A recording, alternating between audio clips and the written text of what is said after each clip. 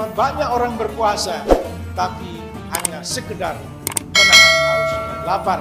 Oleh karena itu, mari kita tingkatkan puasa dengan kategori khawas, puasa khusus, lebih khusus lagi, yaitu mempuasakan semua organ tubuh kita. Assalamualaikum warahmatullahi wabarakatuh.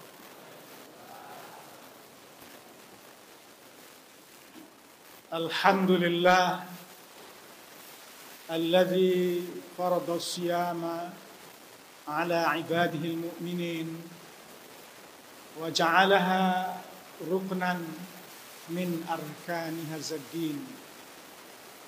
Wassalatu wassalamu ala sayyidil mursalin sayyidina Muhammadin wa ala alihi wa ashabihi wa man tabi'ahum bi ihsanin ila yaumil qiyamah. Amma ba'du. Jama'atus salatu tarawih Masjid Quwwatul Ummah rahimakumullah. Isma'u biqauli Rasulillah sallallahu alaihi wasallam fi hadithi syarif, bunyal Islam ala khamsin: an tashhada an la ilaha illallah wa anna Muhammadar Rasulullah wa tuqimus salata wa atuz zakata wa tasumu ramadana wa hajju baitillahil haram man istata'a ilaihi sabila. Wa qala ta'ala wa'tasimu bihablillahi jami'a ila akhiril ayah. Sadaqallah wa sadaqa Rasulullah sallallahu alaihi wasallam. Yang amba hormati segenap pengurus Masjid Quwwatul Ummah beserta kaum ibu, kaum bapak, para remaja, putra dan putri, hadirin hadirat jamaah tarawih yang berbahagia. Alhamdulillah, kita masih diberi Allah tulil umri, panjang umur, sehingga tahun ini insyaallah kita akan dapat melaksanakan awamirillahi, perintah Allah, yakni berpuasa di bulan Ramadan secara sempurna. Mudah-mudahan kita termasuk orang-orang yang beruntung. Khairun nas man tala umurih wa hasuna amalih. Seberuntung-beruntung orang, kata Rasulullah, ialah orang-orang yang diberi panjang umur oleh Allah, tetapi semakin panjang umurnya, semakin banyak ibadahnya. Semakin panjang umurnya, semakin dekat dengan Allah. Bukan sebaliknya, ba'idum minallah, semakin jauh dari Allah subhanahu wa ta'ala. Nah, hal-hal yang mendekatkan diri kita kepada Allah tiada lain adalah berupa ibadah yang kita kerjakan saban hari, saban waktu, termasuk ibadatis shaum, ibadah puasa tahun ini. Kita bersyukur kepada Allah bahwa Allah masih memberi kepada kita sihatul badani, sehat badan. Karena ibarat orang naik haji, uang ada, badan tidak sehat, nggak bisa naik haji. Badan sehat, uang tidak ada, juga tidak bisa naik haji. Oleh karena itu, ibadah kita baru sempurna kalau kita diberi sihatul badan, sehat badan kita secara sempurna oleh Allah subhanahu wa ta'ala. Oleh karena itu, kesehatan badan tidak hanya digapai dengan cara mencapai makanan yang bergizi, menjaga kesehatan lingkungan dan badan, tetapi jangan lupa Allahumma afina fi badanina berdoa kita agar Allah senantiasa memberikan kita sehat. Bapak dan ibu-ibu yang saya hormati, untuk mencapai puncak keislaman itu, jadi kalau kita ibarat naik tangga, maka tangga pertama baru kita berada di puncak keislaman itu adalah syahadatain, membaca 2 kalimat syahadah. Jadi ini prinsip dari ajaran Islam, karena menurut ensiklopedi Umar bin Khattab, Islam itu adalah ad-din alladzi anzala ala Muhammadin sallallahu alaihi wasallam wa hiya aqidatan wa syari'atan wa akhlaqan. Agama Islam itu adalah agama yang Allah turunkan. Allah berikan kepada Nabi Muhammad sallallahu alaihi wasallam, bukan berarti produk manusia, bukan budaya, tapi Islam itu adalah agama yang Allah turunkan, yang berisi 3 bentuk ajaran.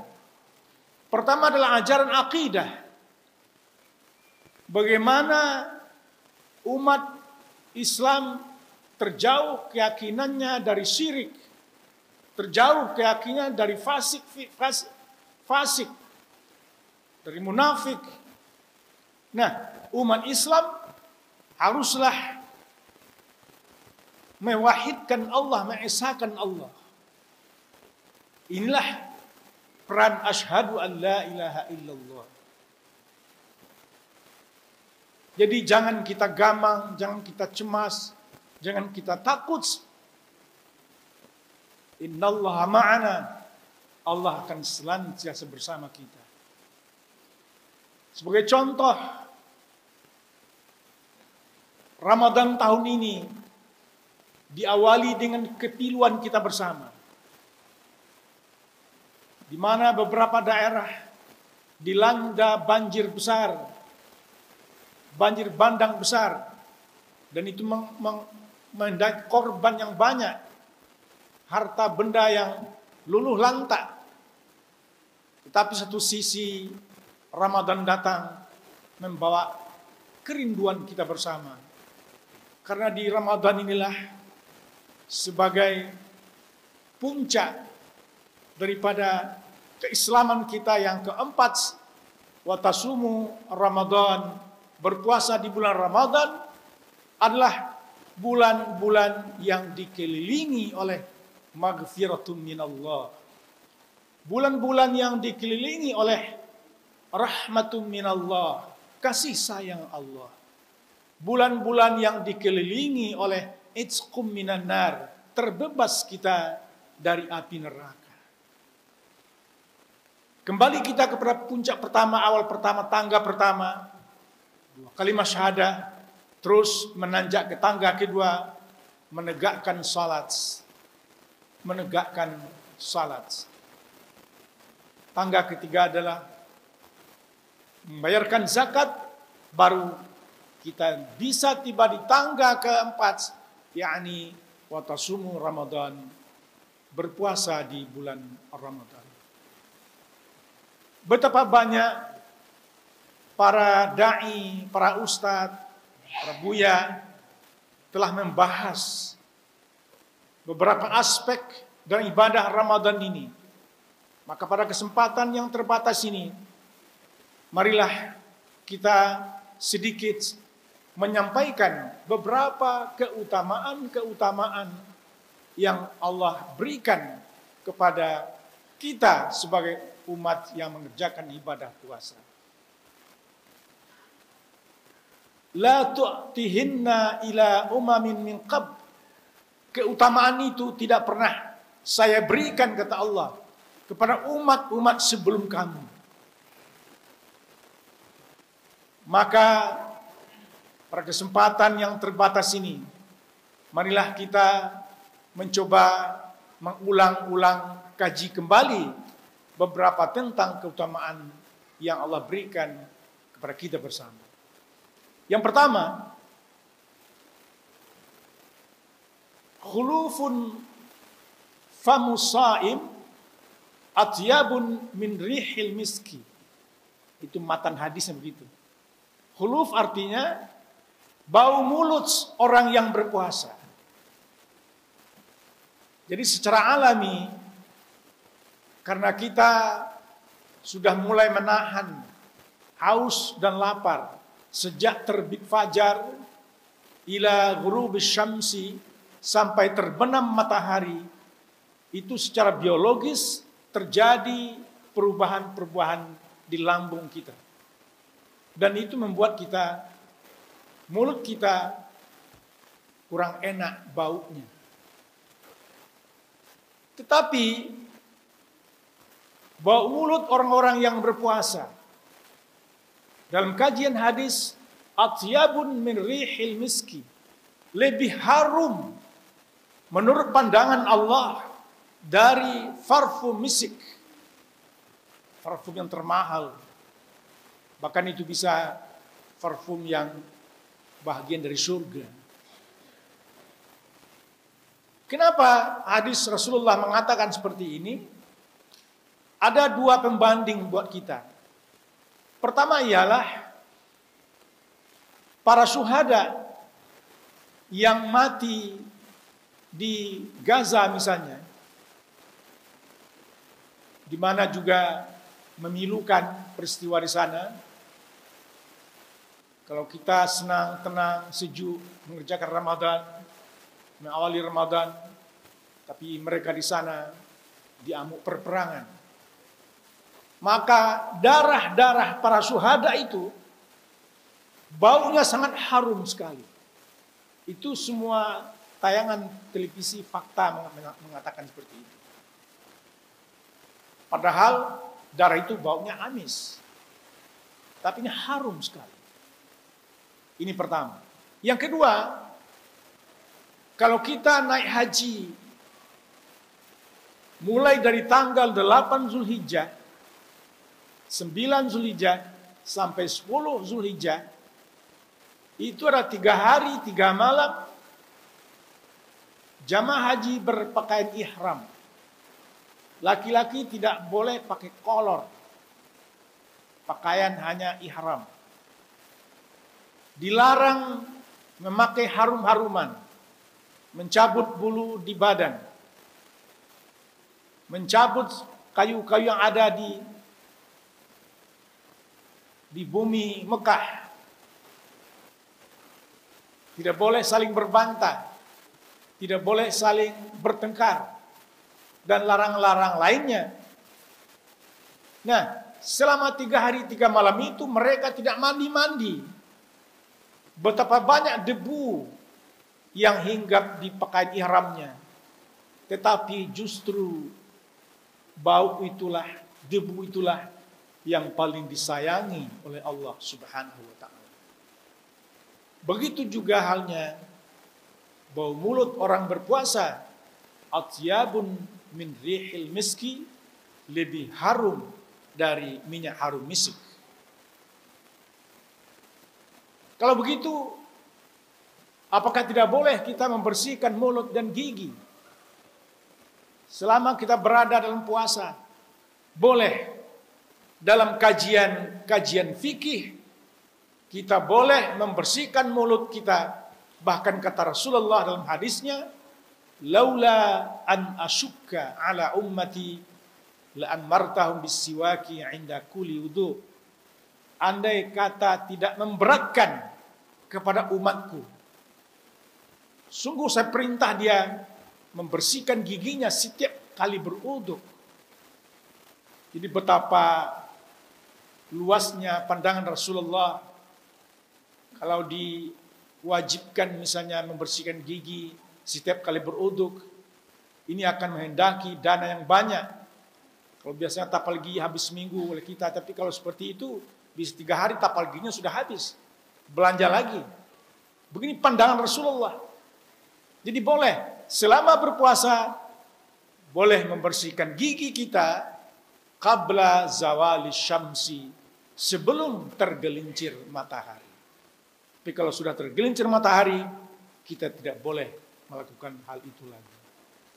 Bapak dan ibu-ibu yang saya hormati, oleh karena itulah puasa Ramadan tahun ini, marilah kita mencoba meningkatkan kualitas ibadah kita.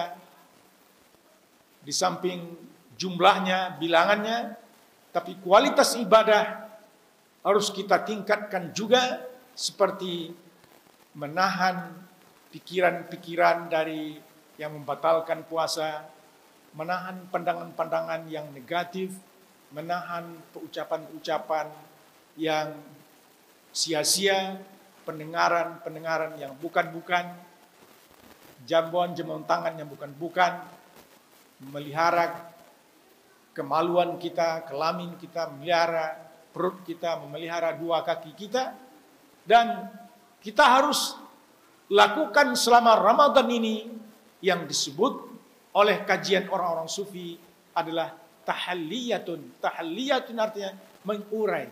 Kita urailah kesalahan organ tubuh kita itu selama Ramadan sehingga terjadi proses tahalliyatun, kesunyian, artinya terjauh dari berbuat dosa dan kesalahan. Kam min shaimin laisa min siyamihi ilal ju'i wal atasi.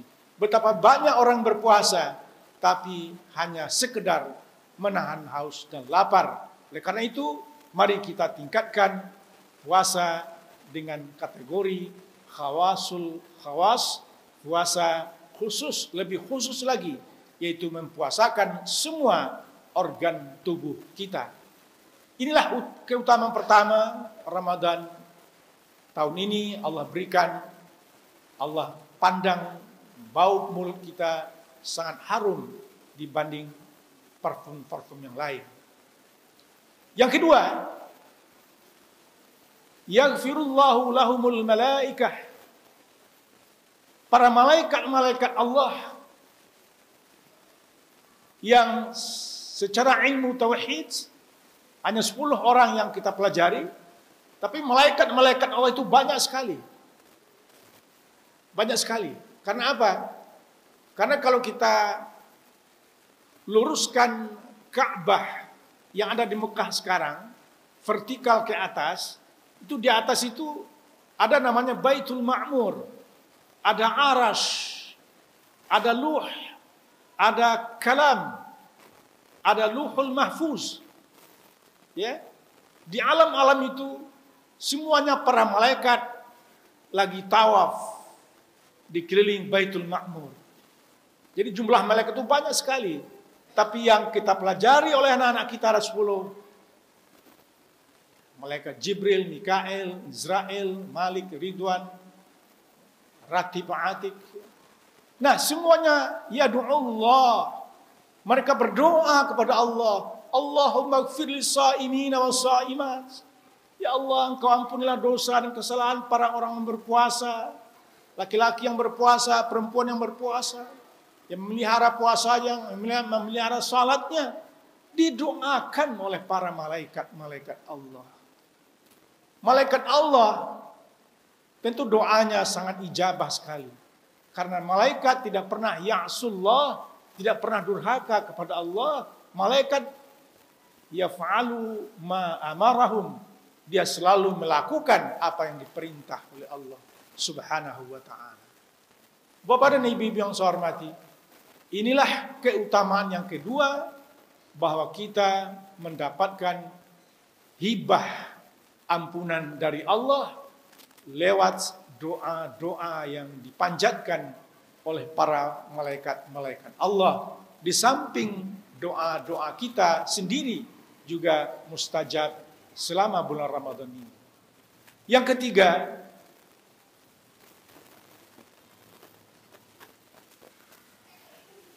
rifdus syayatin, keinginan-keinginan setan itu terhalang. Maksudnya ialah para setan-setan, lehernya, tangannya, kakinya dibelenggu oleh Allah. Ini bisa pengertiannya hakikat, betul-betul dibelenggu. Seperti kalau kita lihat penjara di negara orang ya, misalnya di Saudi itu, Kalau terpidana itu kakinya dibelenggu, tangan dibelenggu. Berjalan melangkah sedikit-sedikit saja bisa. Kalau di sini jarang, yang paling di tangan. Kalau di sana kaki dibelenggu. Memang belenggu seperti itu setan oleh Allah. Tapi dalam arti yang kedua ada arti majazi. Bukan tidak mustahil orang berpuasa masih ada yang bertengkar, masih ada yang memfitnah, masih ada yang melanggar aturan-aturan Allah, masih ada yang belakang Allah, masih ada yang tidak kenal dengan Allah. Makanya wajar kunci belenggu itu diserahkan kepada yang bersangkutan. Dialah yang membuka atau tidak mau membuka.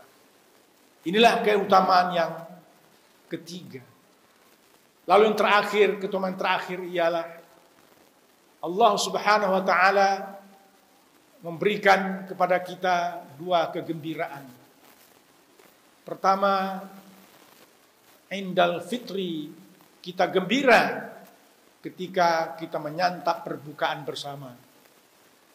Kita semeja bersama, sama suami, sama istri, sama anak-anak, sama cucu, sama menantu, sama sanak keluarga lain. Kulu jami'an wala tafarraqu, makanlah sama-sama, jangan bercerai-cerai. Sama makan berkah, fa inna jama'ata ma'al barakah, berkah itu datang makan bersama-sama. Indah sekali diberikan kegembiraan. Allahumma laka sumtu, ya Allah, karena engkau aku berpuasa. Wa bika amantu, denganmu engkau beriman ya Allah. Wa ala rizqika aftartu, inilah rezeki yang kau berikan, aku berbuka ya Allah. Jadi kita komunikasi dengan Allah. Ketika itulah kita diberikan farhan, dua kegembiraan. Ketika berbuka dan gembira kita ketika liqa'illahi ta'ala, untuk berjumpa dengan Allah. Jadi orang-orang yang berpuasa ini, saimun, saimat yang berpuasa, nanti akan mendapat undangan khusus dari Allah. Yanzuru wajah Allah al-karim, akan dipersilakan melihat wajah Allah yang amat mulia. Kalau sekarang mustahil kita melihat wajah Allah, tetapi kepada Nabi diberi keistimewaan ketika Mi'raj ke langit, beliau langsung diundang ketemu dengan Allah Subhanahu wa ta'ala, tapi beliau langsung sujud tersungkur sambil berucap at-tahiyyatul mubarakatus salawatut thayyibatu lillah sampai akhir. Itulah yang kita baca ketika kita membaca tahiyat pendek maupun tahiyat panjang di dalam salat. Bapak dan ibu-ibu yang saya hormati, inilah 4 keistimewaan yang Allah berikan kepada orang-orang yang berpuasa. Mudah-mudahan keistimewaan ini akan abadi nanti sampai ke alam akhirat, dan orang-orang yang berpuasa ini semakin sehat badannya, semakin sehat ekonominya, semakin panjang umurnya, dan semakin berkah kehidupannya. Terima kasih. Wassalamualaikum warahmatullahi wabarakatuh.